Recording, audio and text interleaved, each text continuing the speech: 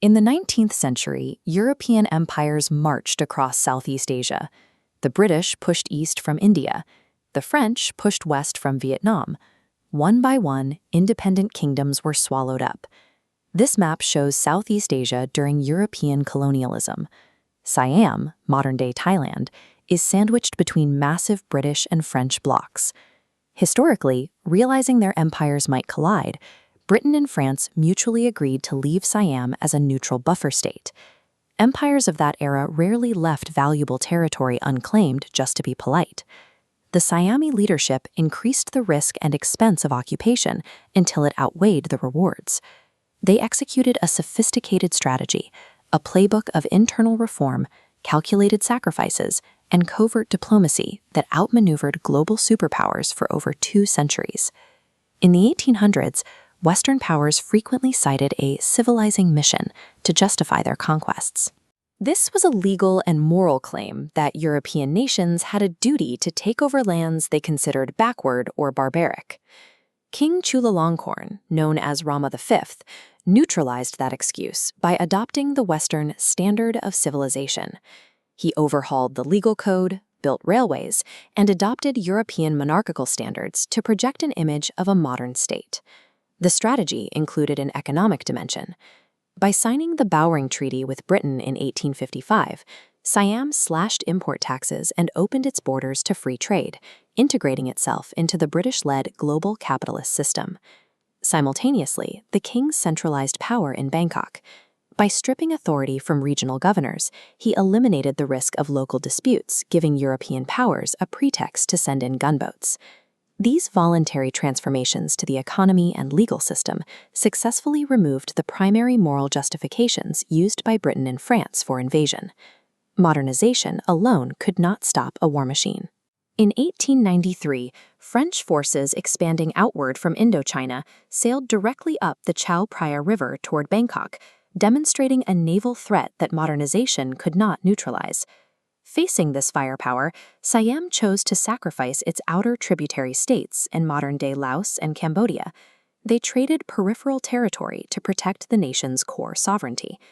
This maneuver utilized the concept of opportunity cost. While taking outer territories was manageable for France, a total conquest of the center risked a devastating conflict with British interests. Siam further complicated this balance by conducting diplomatic tours to Russia and Germany. Introducing these third-party players into the region's power dynamics created a rigid stalemate between the rival empires. By the turn of the century, Siam had transformed itself into a geopolitical trap. Any attempt at a total conquest now carried the risk of triggering a full-scale European war. In December 1941, the Japanese Empire launched a coordinated invasion across Southeast Asia. As the imperial army landed on Siamese shores, the long-standing European influence in the region was replaced by a new military occupation. To prevent total destruction, the government led by Field Marshal Phidun Songkram chose to ally with Japan. This pragmatic decision kept the nation's infrastructure and population from being decimated by the occupying force. A covert counter-strategy operated in parallel. Preeti Bonamyang organized the Free Thai Movement, an underground resistance network that provided intelligence directly to the Allies.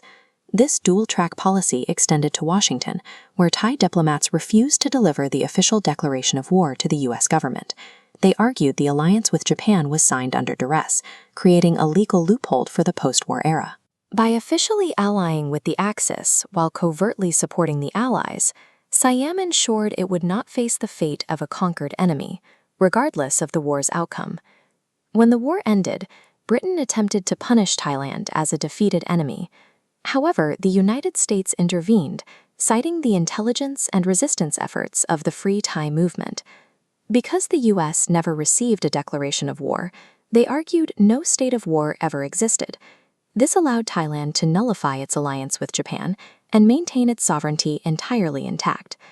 This historical methodology is known as strategic flexibility.